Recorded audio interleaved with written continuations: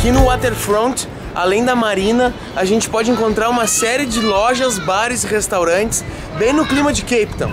E é a partir daqui também que sai o ferry que vai até a Robben Island, que é onde a gente está indo agora.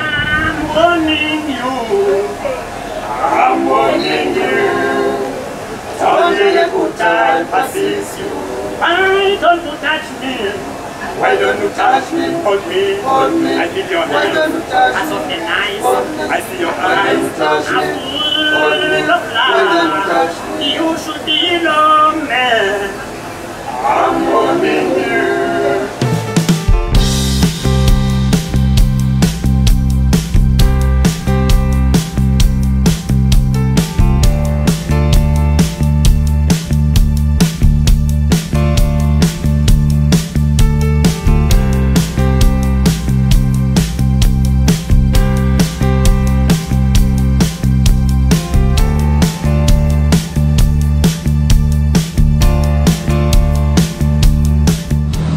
Estamos indo conhecer agora Robben Island, a ilha onde ficou preso o Nelson Mandela. Ele ficou preso lá por quase 20 anos, dos 27 que ele cumpriu de sentença.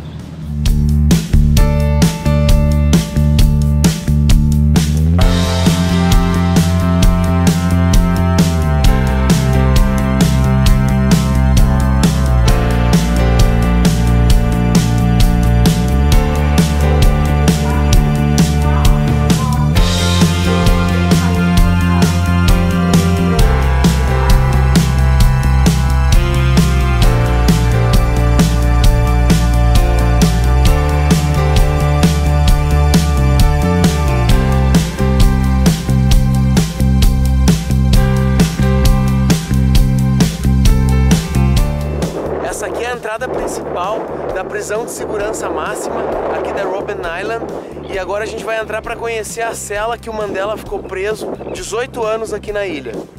My name is Itumeleng Makwe.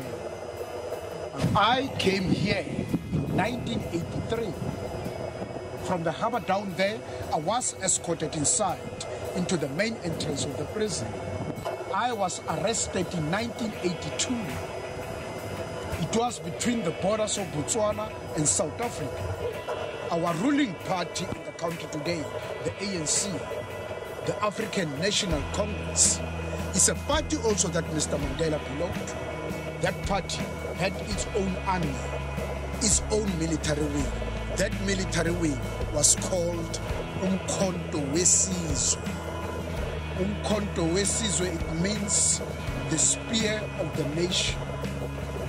We were involved in guerrilla warfare in this country. And that's how we waged war against the apartheid system. Mr. Mandela, he was the first commander-in-chief of that military wing. He is the founder of that military wing. It was formed in 1961 on the 16th of December. The security police inside the country, they had their own people within our structures. They will recruit young men and women in our country. They will train them. They will tell them to go out there, join the ANC, becoming police spies, police informants. When they arrested me, they knew everything about me. They tortured me in several police stations around the country. Firstly in Zeerust, from Zeerust then to Zimba. Lastly, to Protea police station, I was put on the chair. I was naked on the chair. My hands fastened, my feet also. You can't move. You sit tight on the chair. It's an electric chair. They just switch it on. I was charged with high treason and sabotage, taken to the courts. I was represented by a lady called Priscilla Jana as my lawyer. They sentenced me for 7 years in Robben Island. I came here in 1983 and released in 1990.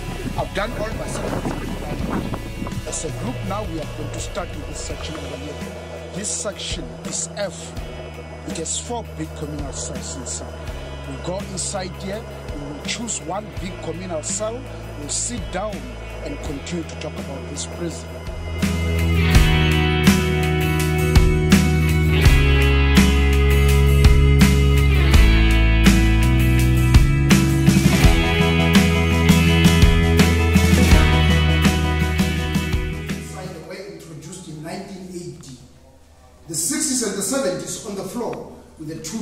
that you see over here.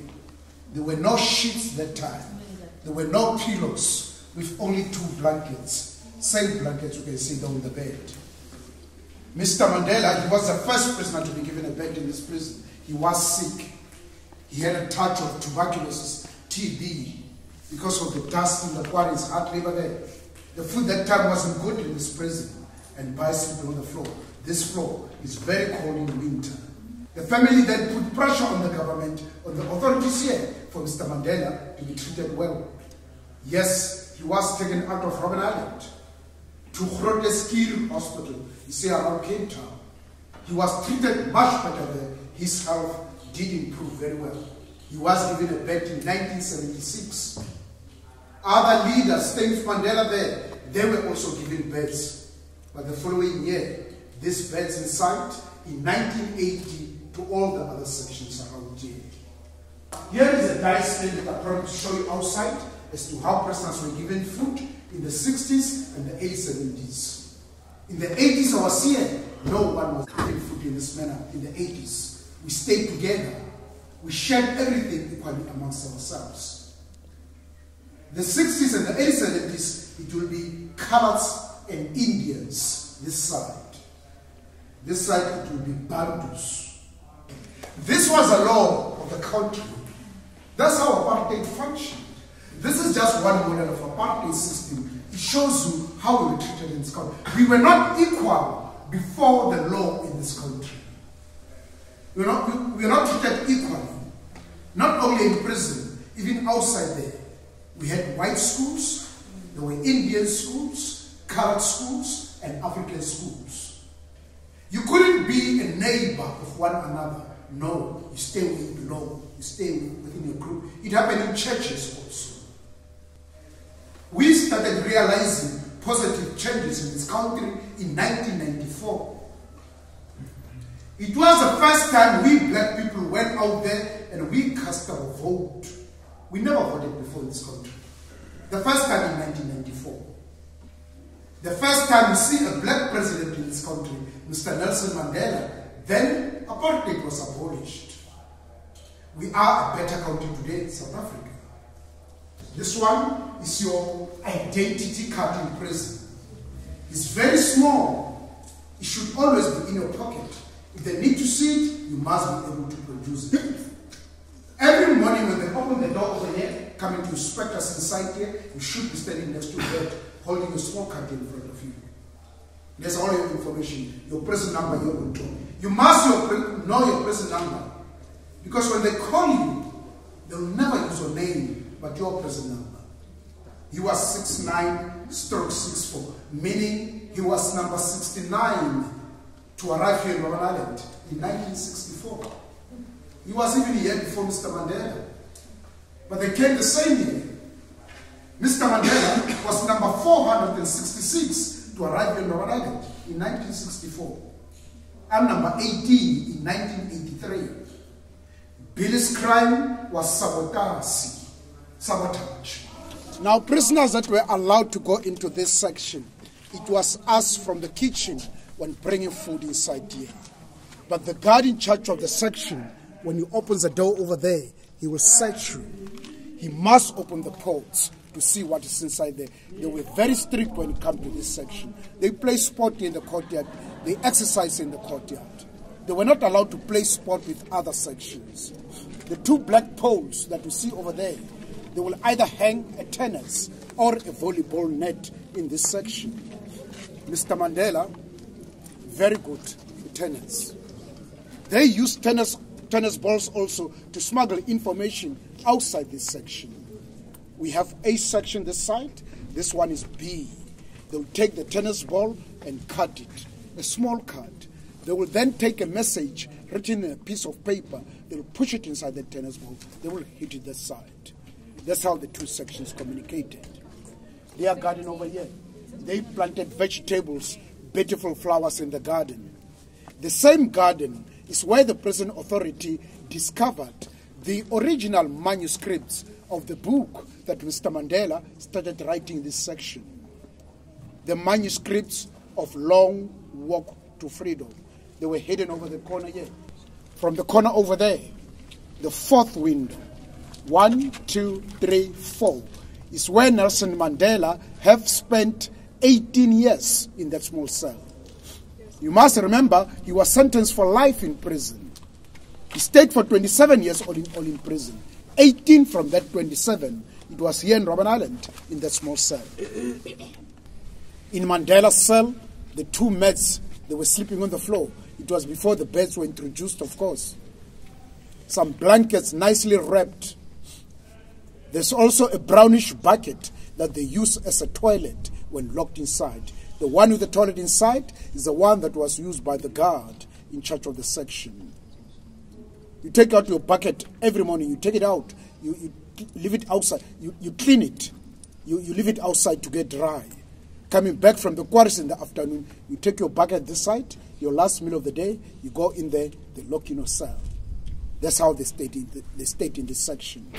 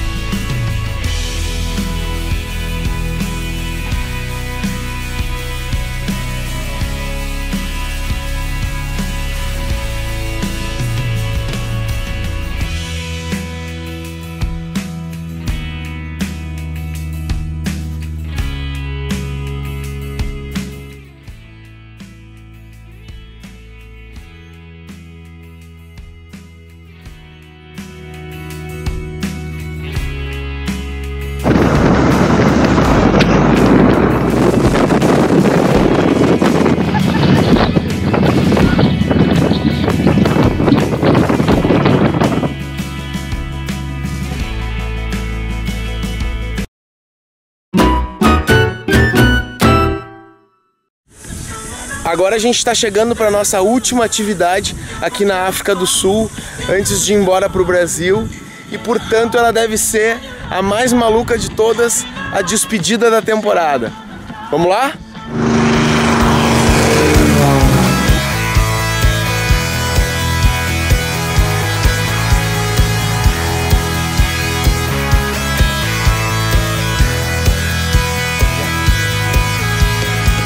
Acabamos de assinar aqui o comprometimento legal para poder pular de paraquedas. Não assinou ainda. Eu já assinei, melhor nem ler esse tipo de coisa. É que nem no bang jump, tu só assina e vai embora, rezando para dar tudo certo.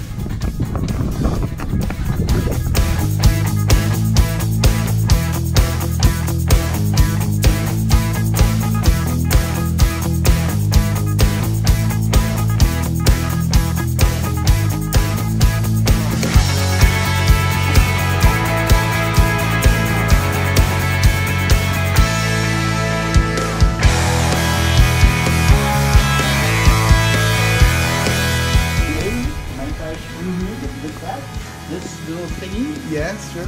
Goes in the bottom here, and you have this handle, you pull this out, this goes, it pulls a pin which goes through there, which pulls out the whole parachute, and at the top here, The second one. the second one is got a Never pin use there. it. You're not supposed to, eh? Oh, that looks like it, eh? Hacking tip 101, right? Yeah. Cool, and that's how they work, huh? That's so basic. It's a really basic system. So those have little devices. This device here. So even if you're unconscious, it will fire. It will open up the parachute for you.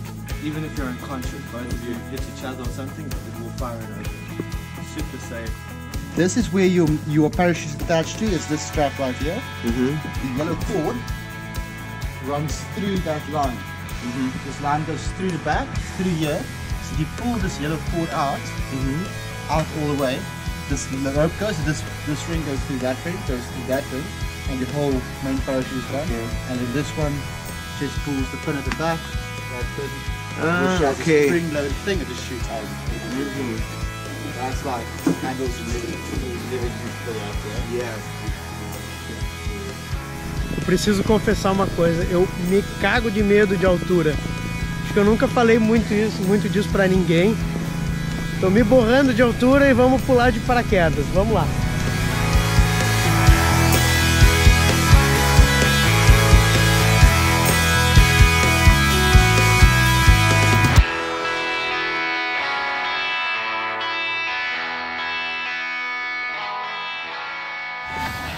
pular de paraquedas. Meu maior sonho, meu maior medo também.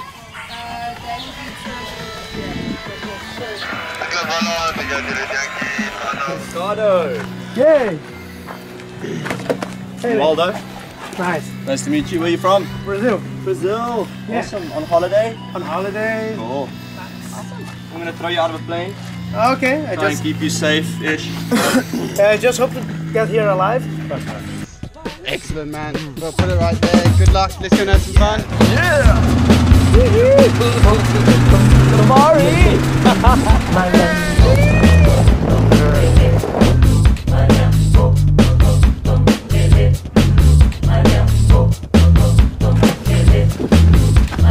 Vamos, vamos pular! Vamos pular! Yeah! Go ahead and fall. Happy day. Going!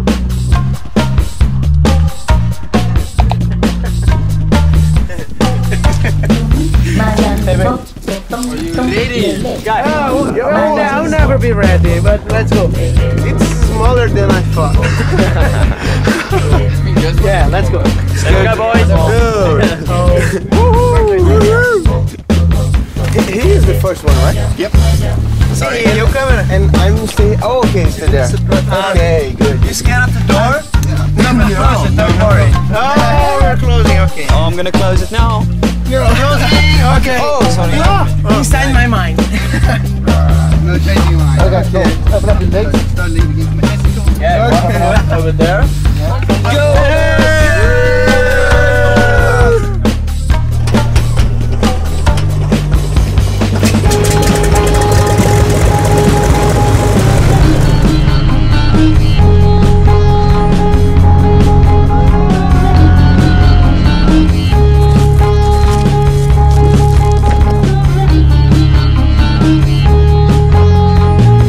Yeah, man.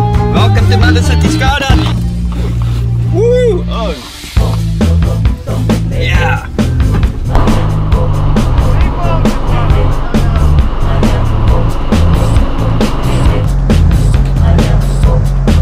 And here they go, the lesser spotted Brazilians in Cape Town for the airborne adventure ride of their lives.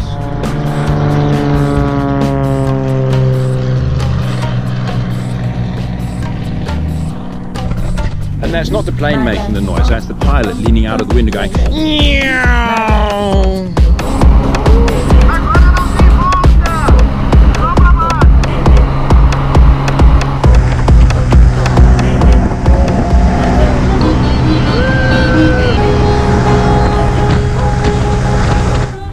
Pilot's going to call on the radio just now 4 miles, then we know they're a few minutes away. Let's wait patiently for that call. You see, no pilot, no noise. It's the pilot that makes the noise, not the aeroplane. That's a 2 mile call. It's about 2 minutes. They'll be up in the sky. The wide angle lens of the GoPro is not sufficient to see the aircraft so far away.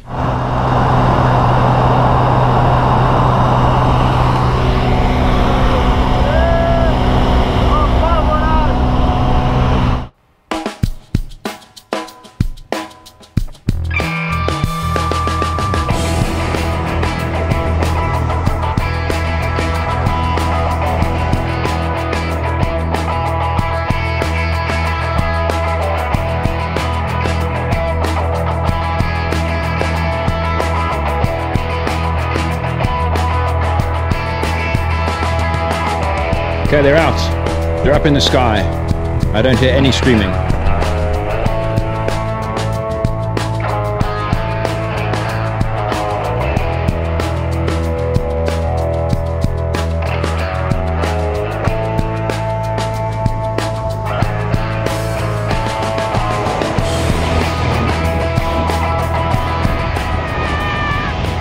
I hear screaming.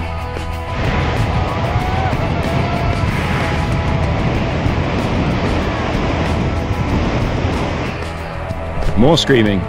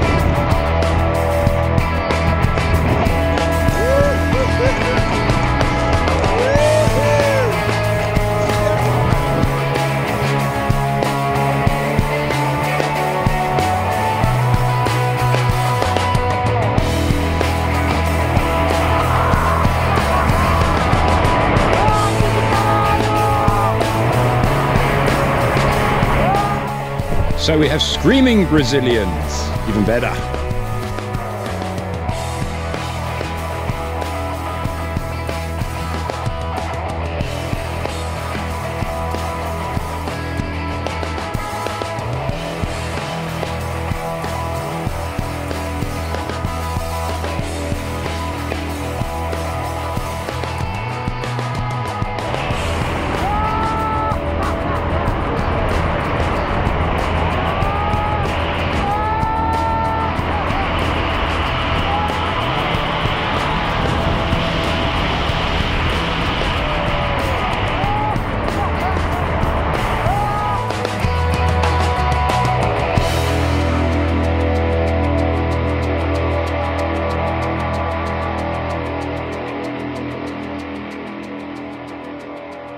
Special treat for our Brazilian friends is a can of orange smoke.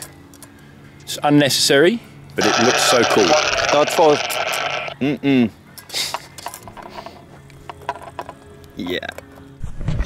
The popping of the orange smoke.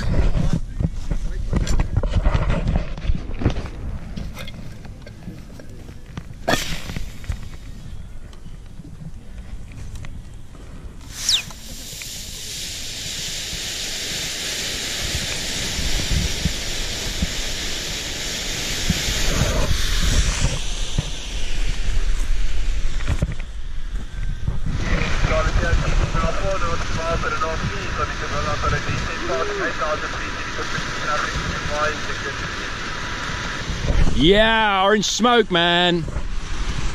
Here comes Ruan. Yeah, buddy. Yeah. Woohoo! How were the Brazilians? All good. The Brazilians were all good.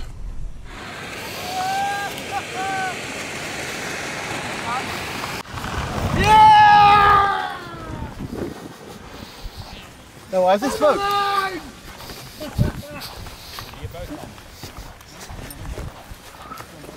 Can help you out, buddy. Yeah! Well done. Welcome to skydiving. I'm alive! I needed it to fight my Yeehaw! Yeah!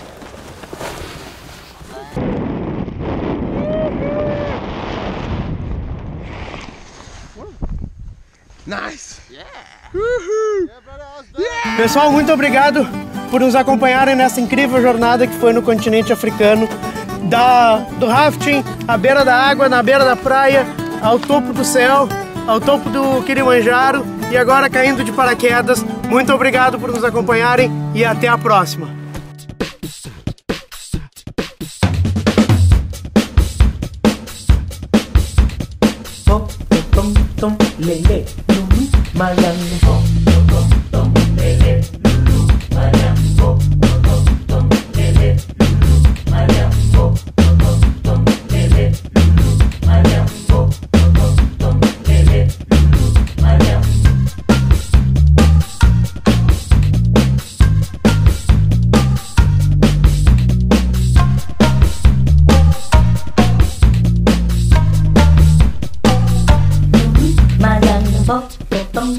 Lele, lulu, mayang, lele.